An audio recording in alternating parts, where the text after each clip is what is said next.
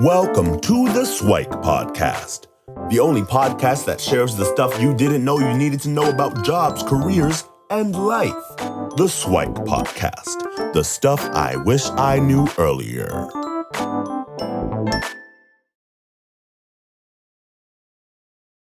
Hi, everyone, and welcome to the SIWIKE Stuff I Wish I Knew Earlier, the podcast. I'm your host, Luki, and for today's topic, I thought we'd get into why. So for those that are familiar with me and the focus-inspired approach, you know that we start with the what, and then we move to the why, and then we get to the how. So for those of you who you might be a student and you're going through your schooling process and you're figuring out, well, is this experience what I really want in life? Or you might have recently graduated and are asking yourself the same things. Do I want to find a job? Do I want to start something on my own? Do I want to do something else? Or you might be an experienced professional out there. You've been working for a while, you've kind of settled in a routine, and maybe you're too comfortable and you want to find something else, something more interesting, something compelling, right? So hopefully what you've done is you've done your I want exercise, right? And you can find other resources on the details of it. But basically it's literally a sheet of paper and you write I want and literally whatever you want, and do that 30 times. I want, I want, I want, I want, I want. And then you categorize them and you pick a couple of them to make into SMART goals.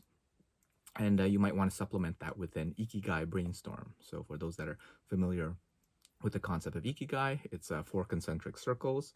It's what you love doing, what you're good at, what the world needs, and what the world will pay for, right?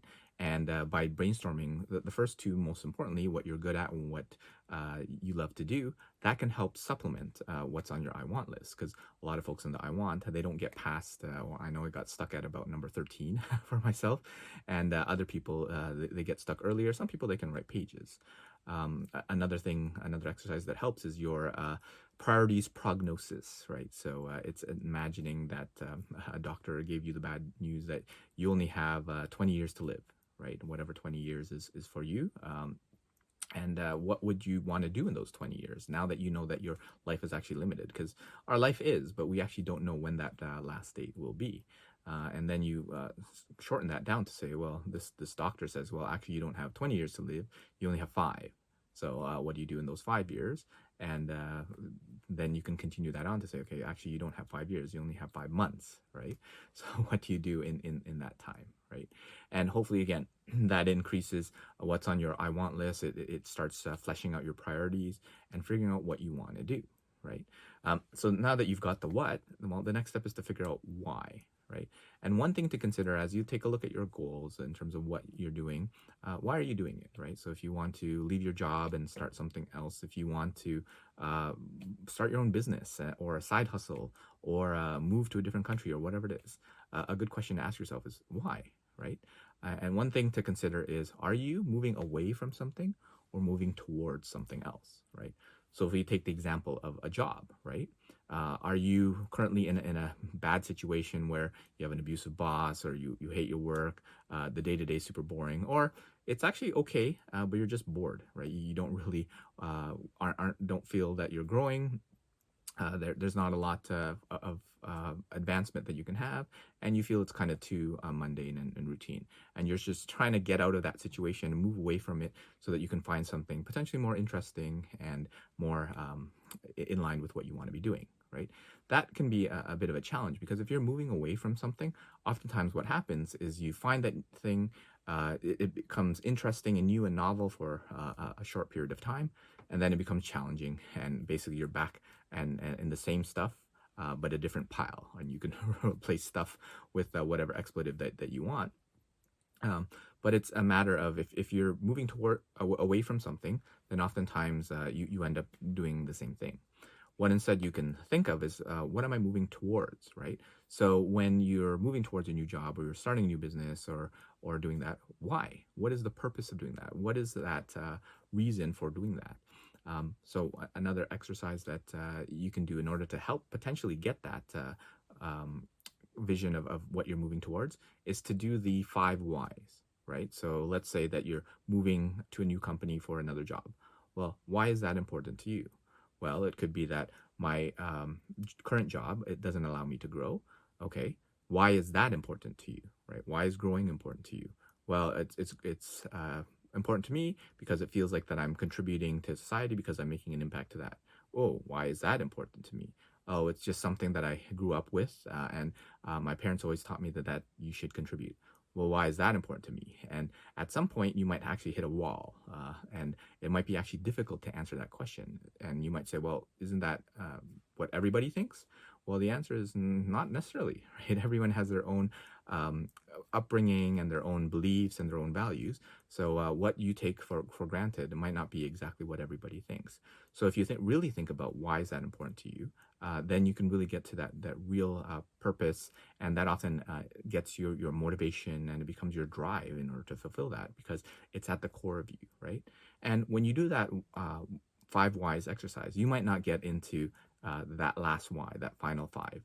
What you want to make sure that you're looking out for is not repeating yourself, right? So if like you do why on this one, and then the third answer is basically the same as the first one, well, that's kind of using the same one. So it's kind of circular logic. So what you want to do is have something that's different from that and meaningfully different, right? And if you can get to that core why, then you'll really find that purpose and that drive, right? And for that, when you do that with something that you're moving towards, what you can also do is create a compelling vision where imagine that new job that you're joining, right? What would it be like to interact with your coworkers? What would interacting with your boss be like?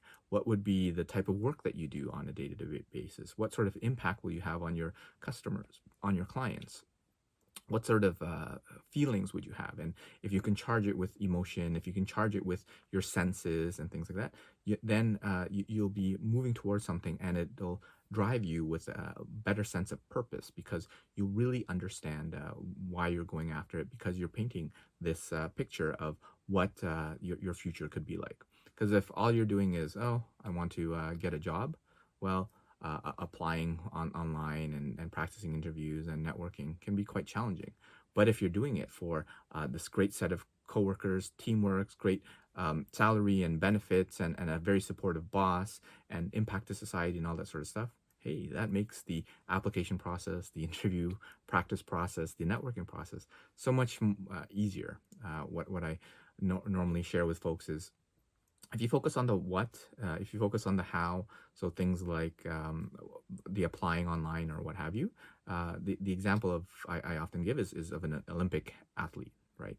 So if they're swimming hundreds of laps every day, they're going to the gym, they're eating kind of bland food in order to maintain their physique, well, that what and that how isn't very compelling.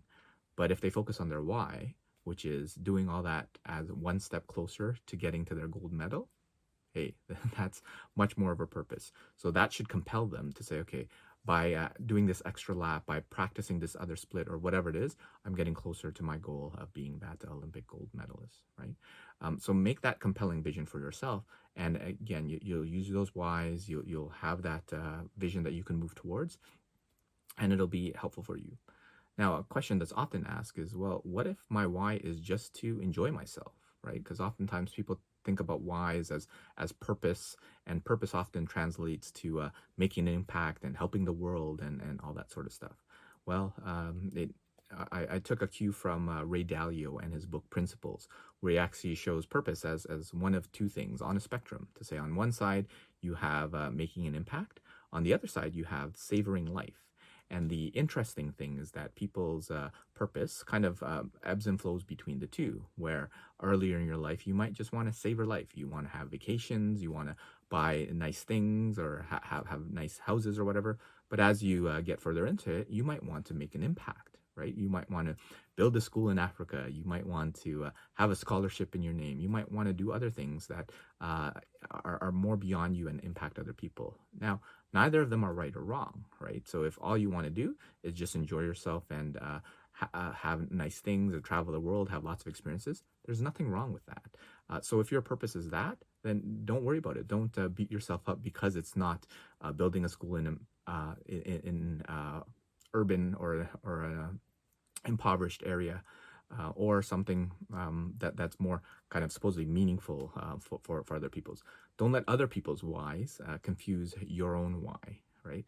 So just understanding that you want to have it for your own purpose. And again, what do you want is the important and operative word, right? So thinking about those things in terms of trying to figure out your why. So thinking about, are you moving away from something or towards something?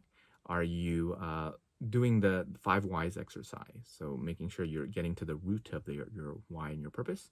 Are you building a compelling vision, right? So using your emotions, using your senses to have something that you really want to move towards. And are you considering, are you savoring life or are you making an impact, right?